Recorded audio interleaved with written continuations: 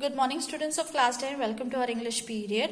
Today we shall study a very inspiring, motivating lesson which is a best example of hard work and perseverance named Connecting the Dots. The lesson is a narration done by the author, the chief executive officer, the co-founder of Apple Inc., the very famous Steve Jobs. His exemplary life proves or teaches us that the sky is the limit for the one who has a will to establish himself and make a difference in the world.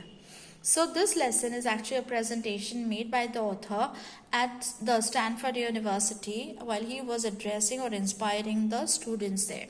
I hope, thankfully we have this lesson in our curriculum, and so I hope that this lesson inspires you as well. So here we begin. Steve Jobs, born in the year 1955 and passed away in the year 2011 because of cancer. He was an American entrepreneur, business magnate, inventor and industrial designer. He was the chairman, chief executive officer and co-founder of the Apple Inc. He is widely recognized as one of the pioneers of the microcomputer revolution of the 1970s and 1980s. So let me just quickly tell you his achievements in short. The companies that he founded were the Apple, Next and Pixar. Computers that he designed were the Macintosh, which is also called as Mac, iMac, MacBook Air and iPhone. Organizations that he owned were the Apple and the Walt Disney Company. There could be more achievements of the author. Please take help of the internet and find some more information. If you find, please share the same information with all of us.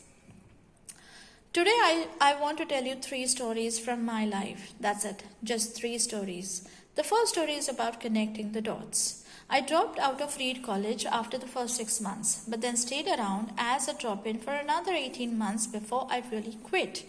Looking back, it was one of the best decisions I ever made. I could stop taking the required classes that didn't interest me and begin dropping in on the ones that looked interesting. So in this particular first paragraph, we understand that the author is trying to tell us 3 stories.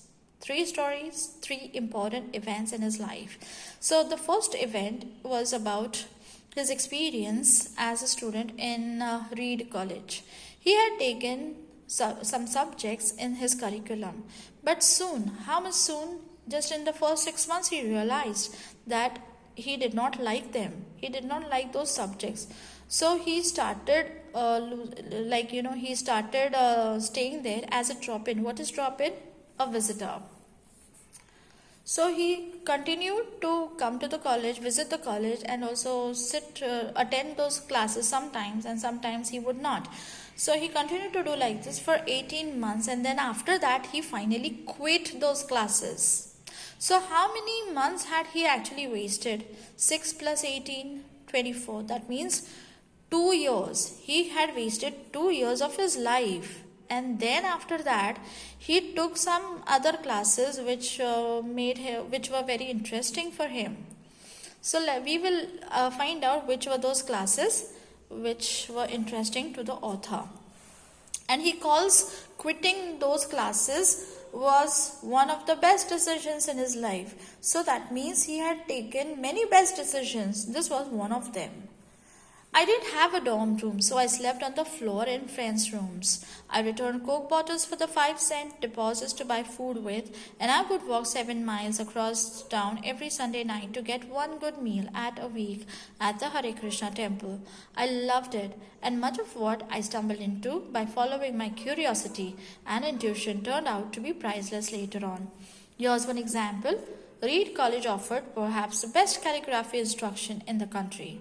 Because I had to take a calligraphy class, I learned about serif and sans serif typefaces, about what makes great typography great.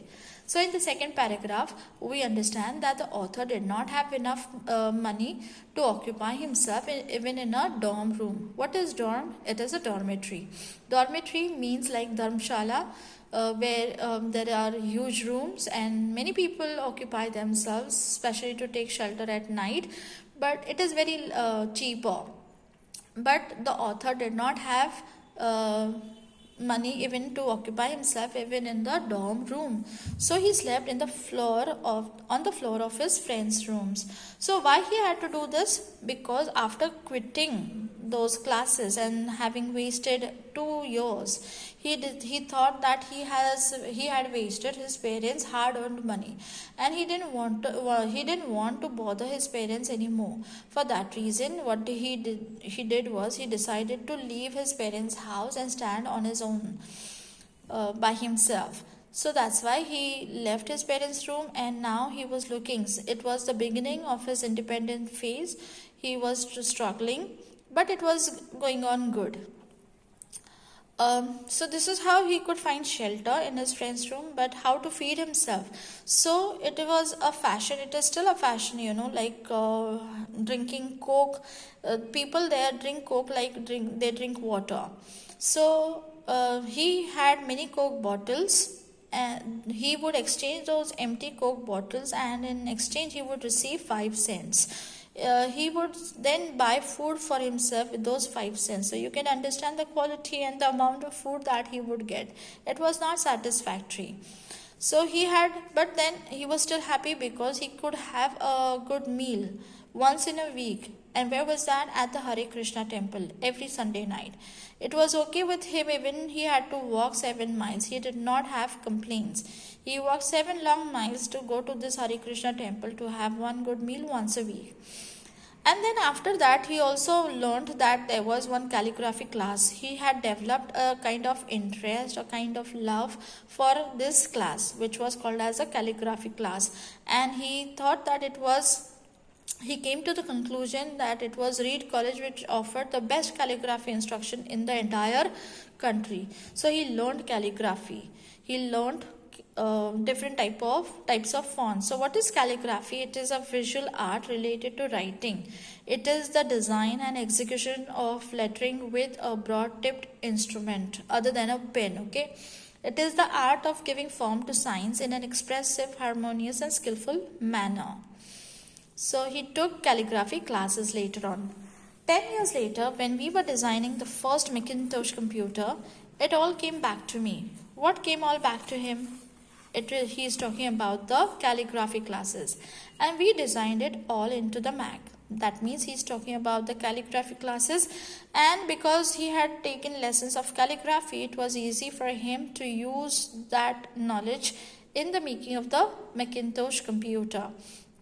If I had never dropped in on that course in college, the Mac would have never had multiple typefaces, or for that matter, even proportionally spaced fonts. So because he could learn calligraphy, he could design the Macintosh better. What happened later, we will see in the next session. Till then, goodbye. Thank you.